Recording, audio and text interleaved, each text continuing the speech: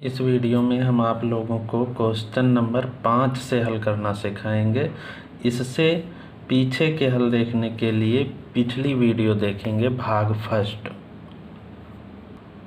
Question number 5 है, समीकरण हल कीजिए।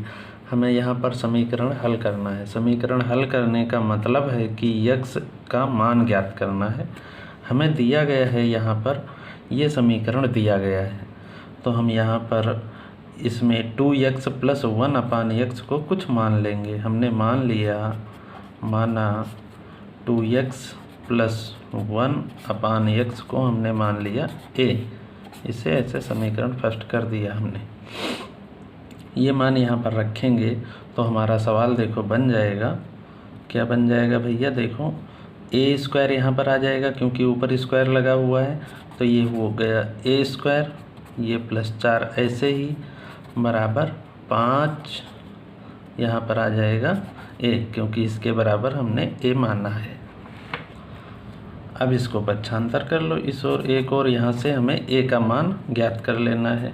ये आया -5 है, +4 = 0। इसके फैक्टर करने पर हमको प्राप्त होगा a - 4 और a - 1 बराबर 0। यहाँ से अगर क्रमशः इन दोनों ब्रैकेटों से a का मान निकाला जाए तो a का मान आएगा 4, और यहाँ से क्या आएगा? a का मान 1 आएगा। यही मान क्रमशः हम जो माने हैं, ये समीकरण इसी में अगर रख दिया जाए तो हमारा x का मान निकल आएगा। पहले हम रखेंगे जब a बराबर 4 है, जब a बराबर 4, तो देखो कितना आएगा। यहाँ पर रखो भाई, देखो आ जाएगा 2x + 1/x बराबर कितना हो जाएगा? 4 हो जाएगा। क्रॉस गुणा अगर कर दी जाए यहाँ से तो हो जाएगा 2x + 1 बराबर 4x, या यहाँ से इसको पक्षांतर करके x का मान निकालेंगे तो हो जाएगा 2x बराबर 1 और x बराबर आ जाएगा कितना? 1/2 आ जाएगा। अभी एक मान a का बचा हुआ है।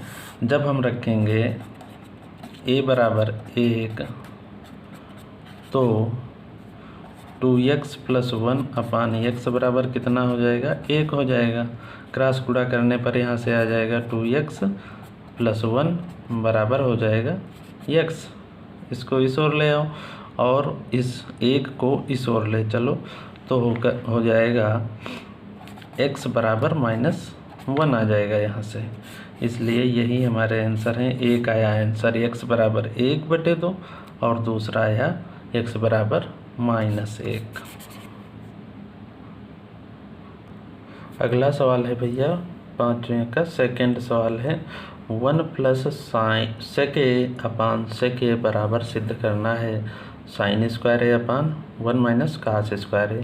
तो हमने हल में ले लिया है RHS उतारा है, RHS आया है हमारा sin² a/1 - cos²a।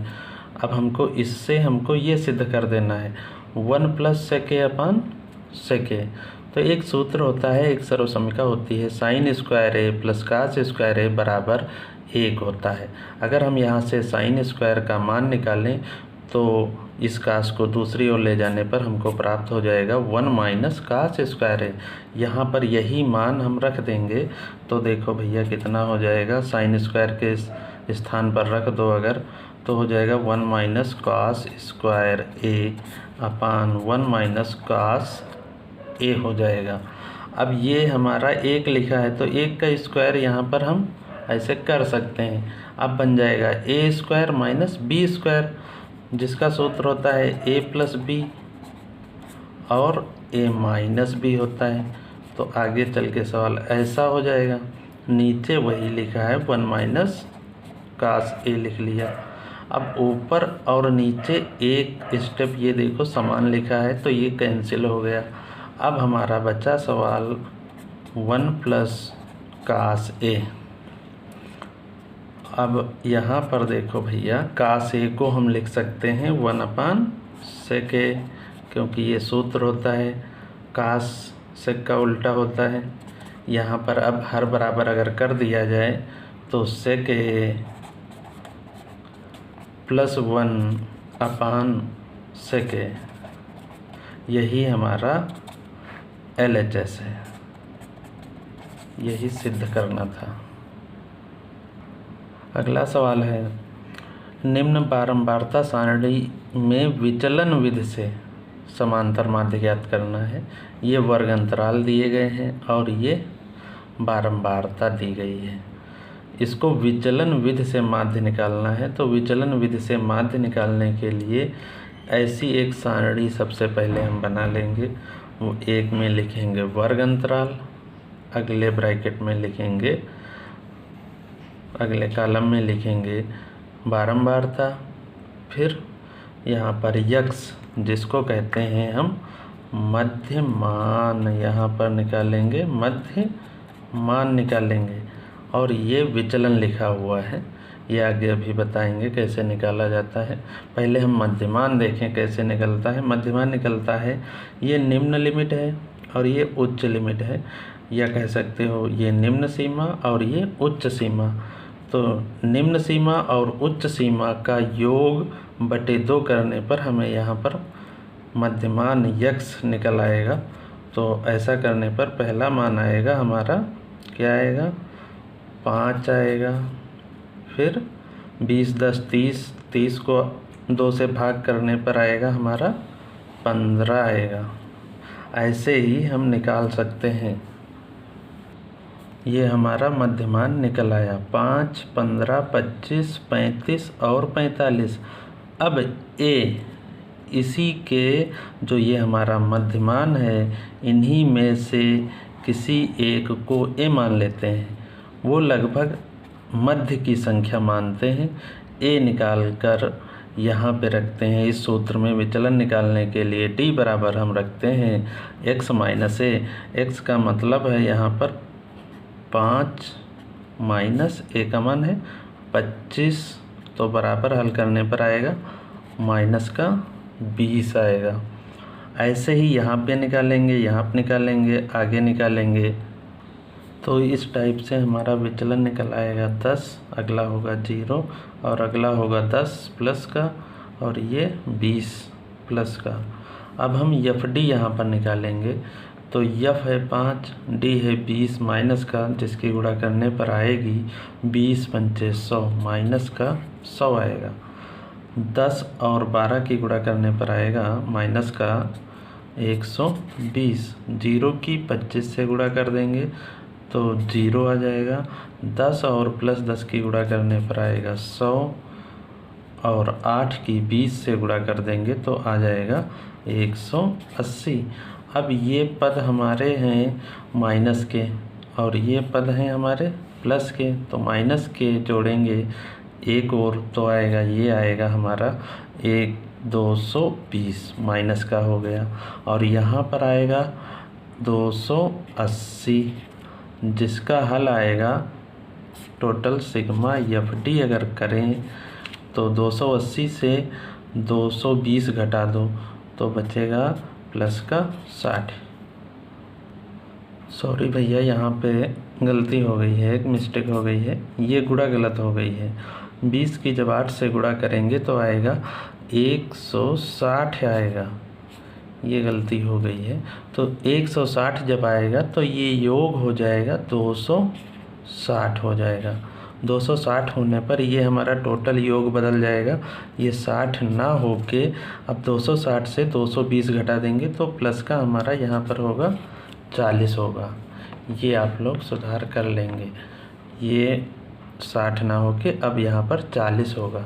अब विचलन विधि से हमको माध्य निकालना था, जिसका फार्मूला होता है x बार बराबर a plus minus sigma F D upon sigma F होगा।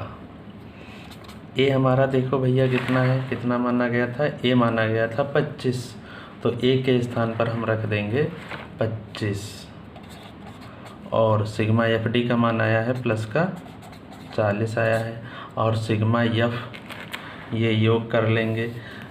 योग करने पर 5, 12, 25, 10 और 8 टोटल योग आता है ये सिग्मा एफ बराबर आएगा 60 आएगा।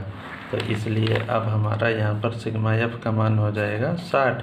ये 0 से 0 कैंसिल हो गया, बचा हमारा 25 प्लस 2 से अगर इसको काट दें 4 और 6 को तो बचा 2/3 बचा। 3 से 2 को भाग करने पर आएगा 25 प्लस 0.66, ये ऐसे ही आता रहेगा। इसलिए ये हम लिख सकते हैं 25 प्लस 0.67, टोटल आंसर हो जाएगा हमारा 25.67। ये सवाल का आंसर है।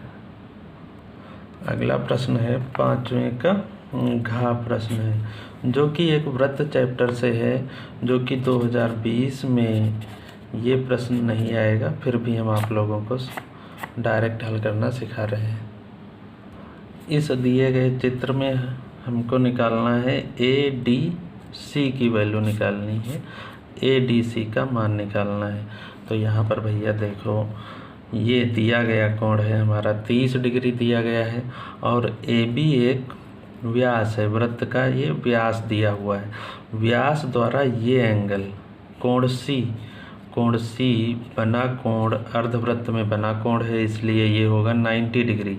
अब यदि हम इस त्रिभुज में ये तीसरा कोण जो शेष बचा है ये निकालें तो आएगा 60 डिग्री। अब ABCD अगर देखा जाए तो ABCD एक चक्रीय चतुर्भुज है, और चक्रीय चतुर्भुज में आप लोग पिछली कक्षाओं में पढ़ चुके हैं, चक्रीय चतुर्भुज की एक प्रमेय होती है कि सम्मुख कोणों का योग 180 होता है। अर्थात हम कह सकते हैं यहाँ पर कोण B प्लस कोण ये D बराबर होगा 180 डिग्री। अब हमको ये B कोण दिया हुआ है 60, तो 60 प्लस कोण D बराबर हो जाएगा 180 डिग्री। 60 को माइनस कर दें दूसरी ओर तो हमारा कोण D अर्थात ADC आ जाएगा। ADC बराबर 180 माइनस 60 बराबर आ जाएगा 120 डिग्री।